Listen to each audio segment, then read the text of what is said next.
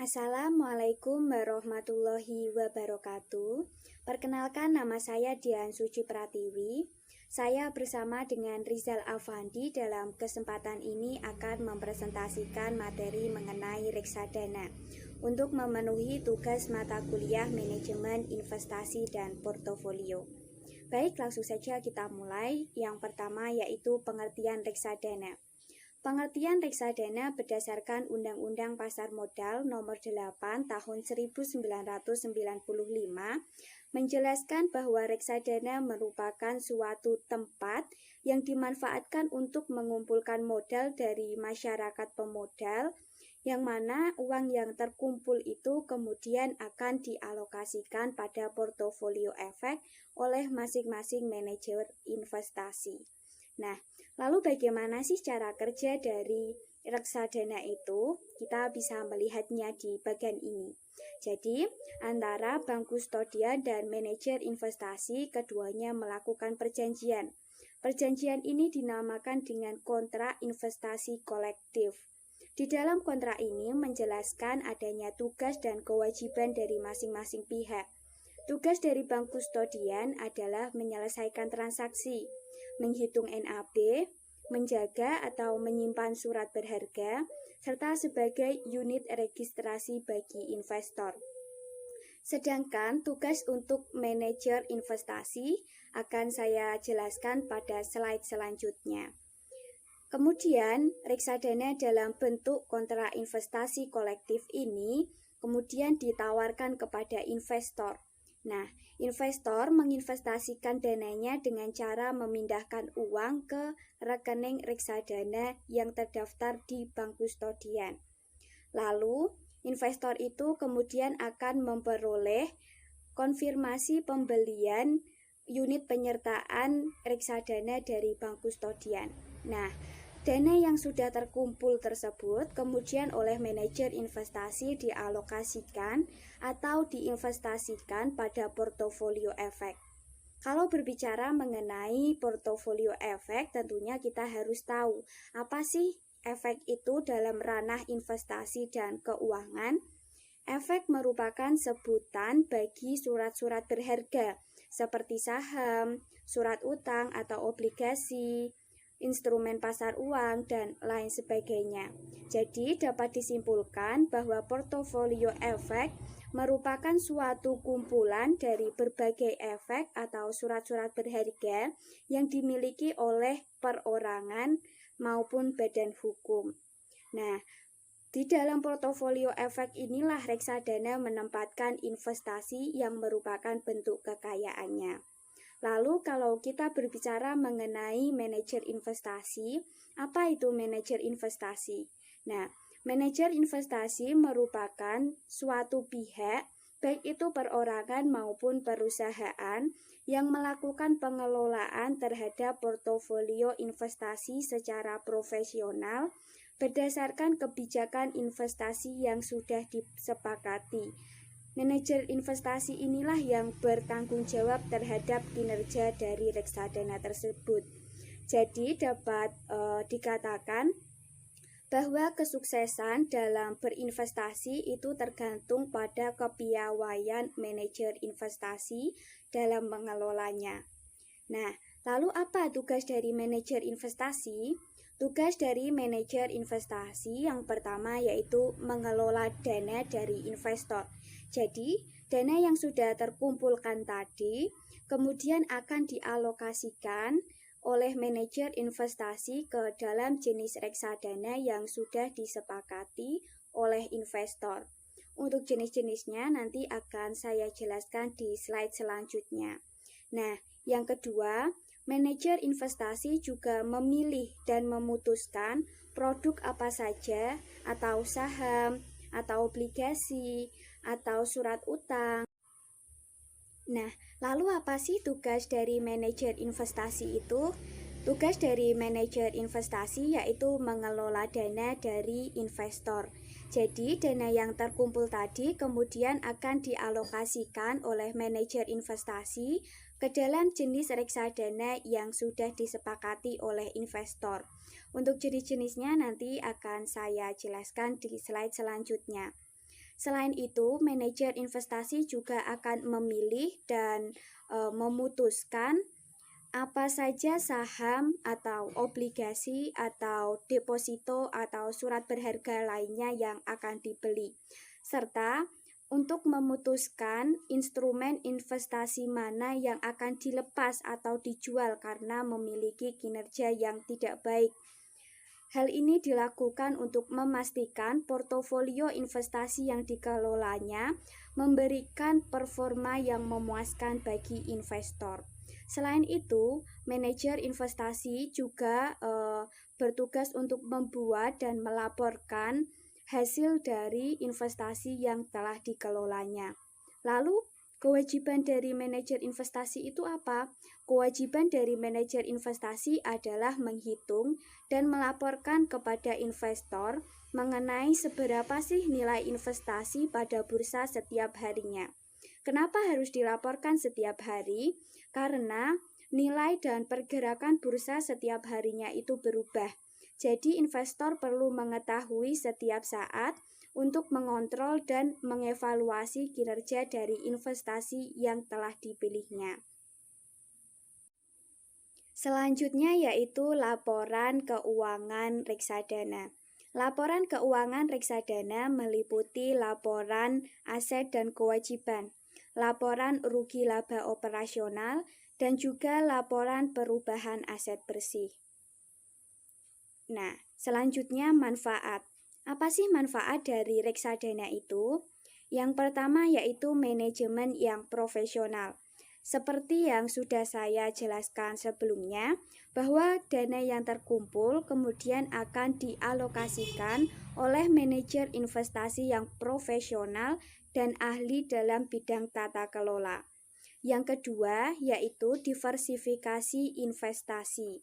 Dengan adanya diversifikasi investasi ini dapat meminimalkan resiko yang ada dalam portofolio. Yang ketiga yaitu pengelolaan dana yang transparan. Jadi, informasi yang transparan ini dapat digunakan oleh investor untuk mengontrol serta mengetahui kinerja dari investasi yang sudah dipilihnya. Yang keempat yaitu likuiditas yang tinggi. Likuiditas yang tinggi ini dapat meningkatkan potensi keberhasilan dalam berinvestasi. Yang kelima yaitu biaya yang rendah. Karena dana yang terkumpul berasal dari beberapa investor yang dikelola oleh manajer investasi yang profesional, maka biaya transaksi yang dikeluarkan oleh setiap investor itu tergolong minim. Nah, yang keenam yaitu minim resiko. Setiap instrumen investasi pastinya memiliki resiko, begitu juga dengan reksadana. Nah, tetapi dengan adanya minat yang tinggi dari masyarakat menengah ke atas untuk berinvestasi pada reksadana ini menunjukkan bahwa resiko yang terkandung di dalamnya tergolong minim. Selanjutnya yaitu jenis-jenis reksadana. Jenis-jenis reksadana berdasarkan tujuannya dibagi menjadi 3. Yang pertama yaitu growth fund. Jenis reksadana ini menekankan pada upaya untuk mengejar pertumbuhan nilai, dan dana tersebut akan dialokasikan dalam bentuk saham. Yang kedua yaitu income fund. Jenis reksadana ini lebih mengutamakan pendapatan konstan. Dana yang terkumpul akan dialokasikan dalam bentuk obligasi atau surat utang. Nah, yang ketiga yaitu safety fund.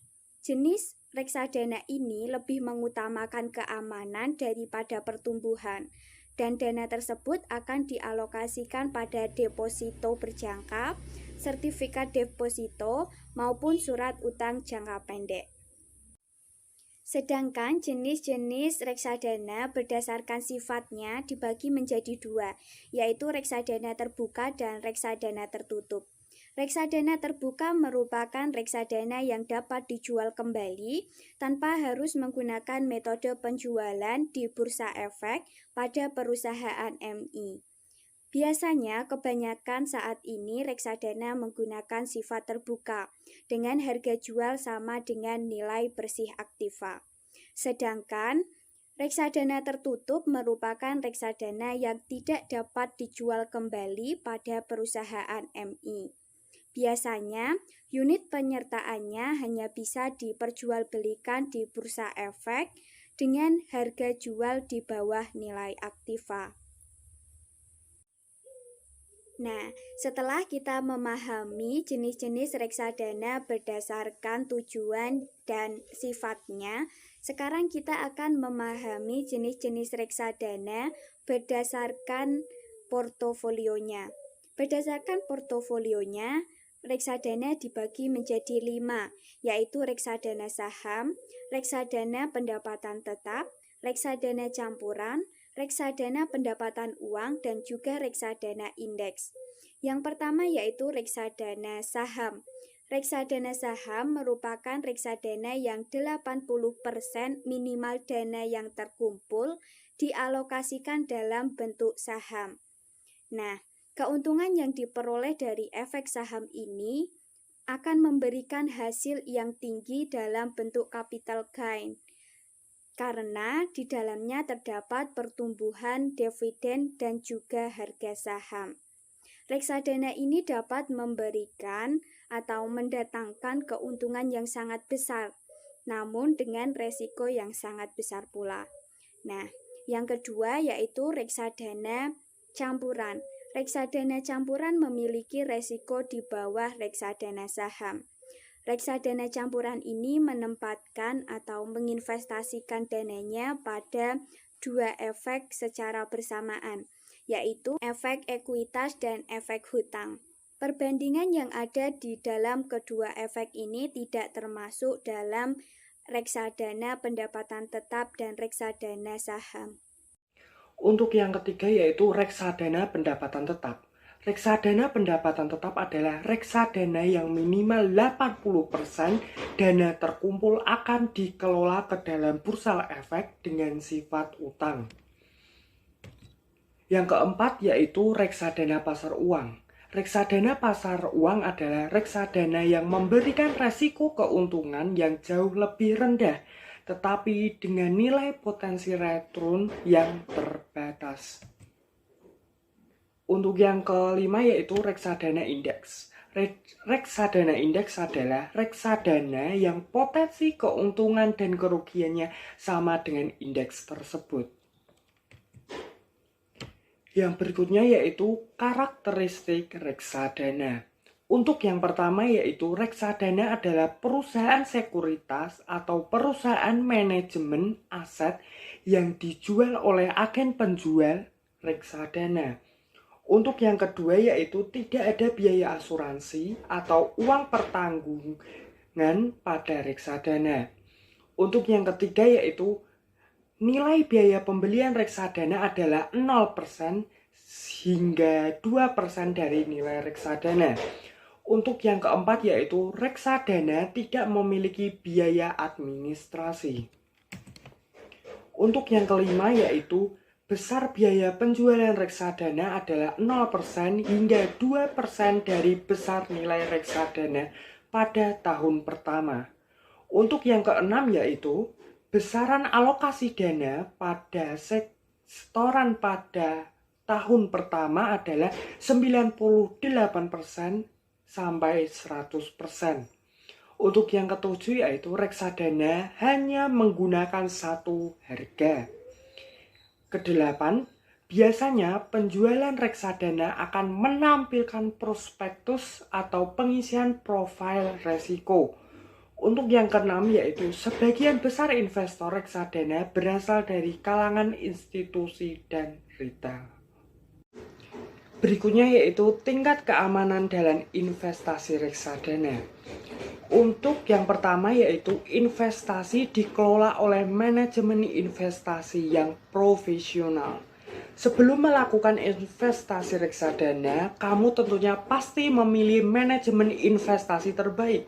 Apabila manajemen investasi tersebut profesional, dapat dipastikan bahwa investasi reksadana terjamin keamanannya. Untuk yang kedua yaitu resmi diatur dan diawasi oleh Otoritas Jasa Keuangan (OJK).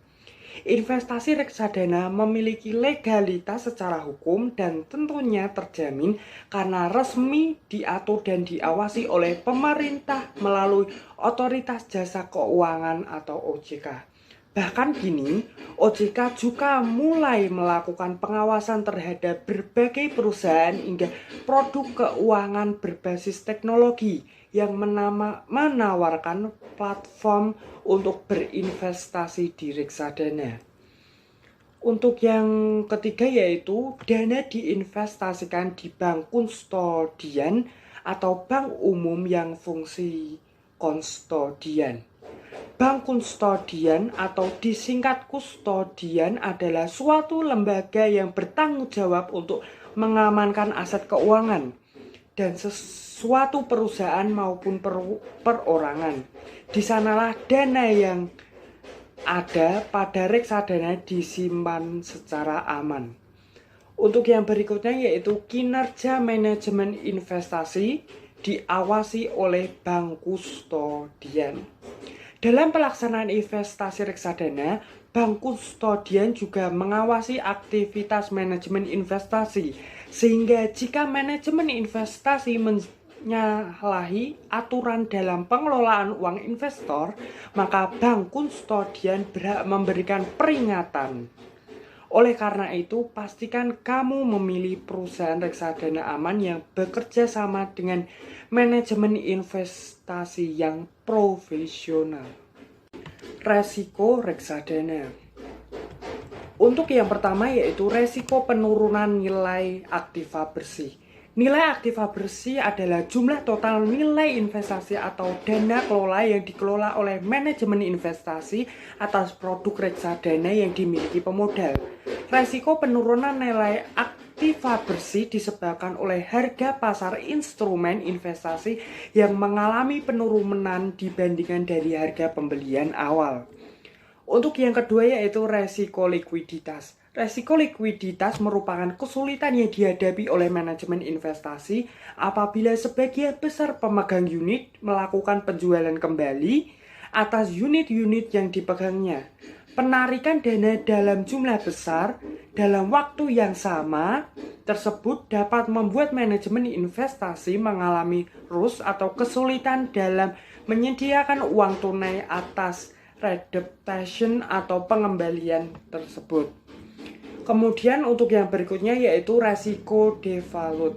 Resiko default merupakan salah satu masalah yang mungkin terjadi ketika manajemen investasi membeli obligasi milik emiten yang ternyata mengalami kesulitan finansial. Padahal kinerja perusahaan tersebut sebelumnya masih baik-baik saja.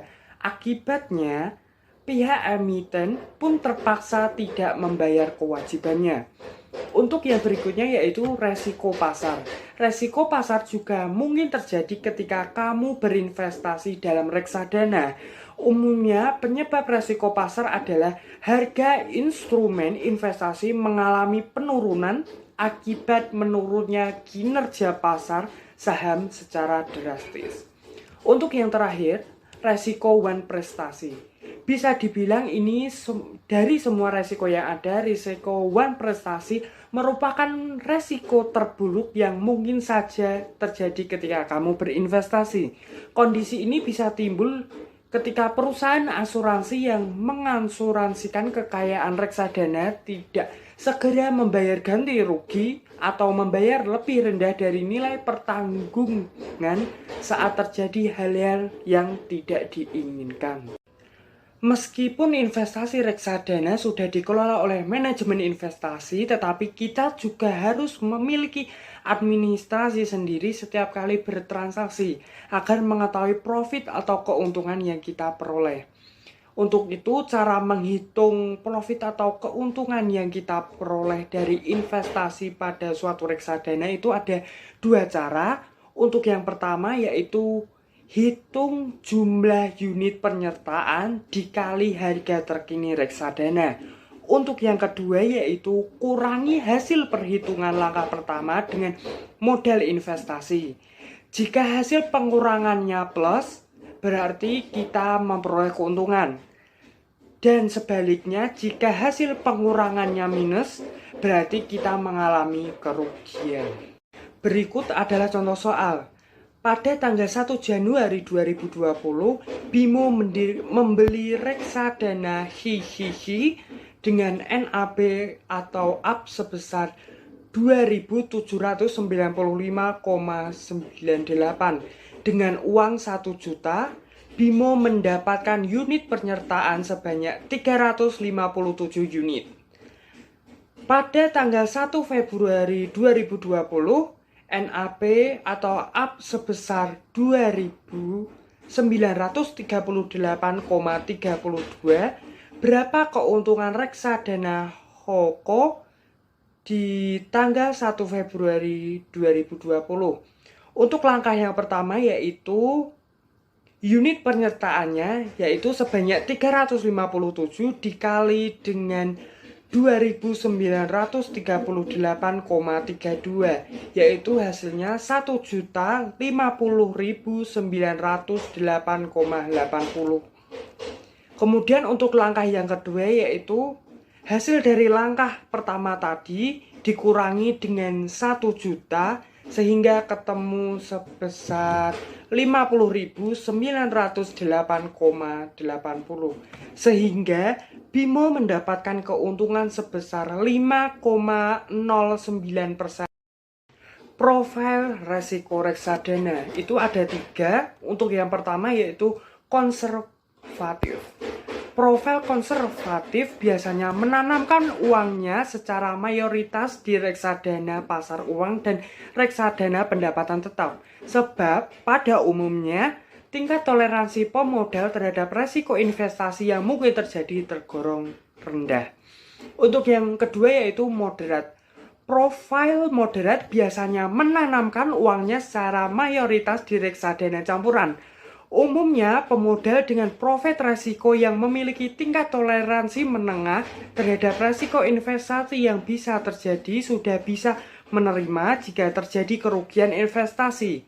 Siap bertanggung jawab atas keputusannya sendiri dan sudah mulai tahu apa yang harus dilakukan dalam berinvestasi reksadana demi mendapatkan imbalan yang lebih tetapi meminimalis resiko yang bisa terjadi. Untuk yang ketiga yaitu agresif. Profil agresif menanamkan uangnya secara mayoritas di reksadana saham. Umumnya pemodal dengan profil resiko agresif memiliki tujuan finansial yang cukup panjang dan punya modal khusus untuk berinvestasi di reksadana. Cara membeli reksadana. Pembelian reksadana dapat dilakukan langsung melalui perusahaan manajemen investasi yang menerbitkan atau mengelola reksadana atau bisa melalui bank yang bertindak sebagai agen penjual efek reksadana. Kemudian dalam pembelian reksadana, persyaratan awal calon investor adalah harus memiliki kartu identitas, KTP atau SIM, dan nomor pokok wajib pajak atau NPWP agar dapat membuka rekening sebelum membeli reksadana. Selain itu, investor juga wajib melakukan proses Know Your Customer and investor diwajibkan untuk melakukan pertemuan dengan pihak manajer investasi atau agen penjual efek reksadana minimal 1 kali. Cara memilih reksadana terbaik. Untuk yang pertama yaitu pilih platform dengan pilihan lengkap. Pastikan kamu memilih platform yang menawarkan pilihan produk reksadana yang lengkap serta memiliki track record dan credibility yang baik. Kedua, pastikan kinerja reksadana dengan kenaikan NAV terbaik. Kinerja reksadana dilihat dari kenaikan harga unit. Kamu bisa mengetahuinya dari fund fact sheet, lalu dilihat dari grafik historik pergerakan NAV. Kemudian yang ketiga yaitu ketahui tingkat return. Semakin tinggi keuntungan yang bisa diperoleh tentunya lebih baik. Caranya kamu bisa membandingkan return reksadana dengan reksadana sejenis dan melihat pertumbuhan reksadana tersebut. Untuk yang berikutnya yaitu pertimbangan tingkat resiko. Makin besar keuntungan, semakin besar pula resikonya. Kemudian ketahui dana kelolaan. Aset under management atau dana kelolaan dapat digunakan untuk mengukur seberapa besar reksadana dapat dipercaya oleh investor. Berikutnya, pilih ekspansi rasio yang rendah tetapi tetap logis. Expense ratio merupakan pengukuran atas seberapa besar biaya yang dikeluarkan untuk mengelola reksadana. Hal ini mencakup manajemen fee, biaya kustodian, biaya trading, hingga biaya marketing. Kemudian yang berikutnya, lihat sejarah kinerja reksadana. Hal ini penting untuk melihat kredibilitasnya. Namun jangan salah kaprah. Sebab kinerja reksadana baik di masa lalu tidak menjamin bahwa akan selalu baik di masa yang akan datang. Kemudian yang berikutnya yaitu selaraskan reksadana dengan tujuan investasi. Untuk itu tetapkan tujuanmu agar dapat memilih reksadana yang paling selaras untuk menuju ke goals tersebut. Kemudian riset pihak pengelola atau manajemen investasi yang profesional. Pastikan kamu memilih manajemen investasi yang memiliki track record yang baik, mampu memberikan informasi produk reksadana secara transparan, serta mempunyai kredibilitas yang tinggi. Sesuaikan dengan kemampuan keuangan. Investasi memang penting, tapi bukan segalanya. Sehingga sangat penting bagi kamu untuk lebih bijak dalam menaruh dana dalam berinvestasi. Pastikan nominalnya sesuai dengan kemampuan dan kondisi finansialmu. Sekian video pembelajaran dari kami. Semoga video ini bisa bermanfaat untuk kita semua dan mohon maaf bila ada salah-salah kata dalam ucapan kami. Terima kasih. Wassalamualaikum warahmatullahi wabarakatuh.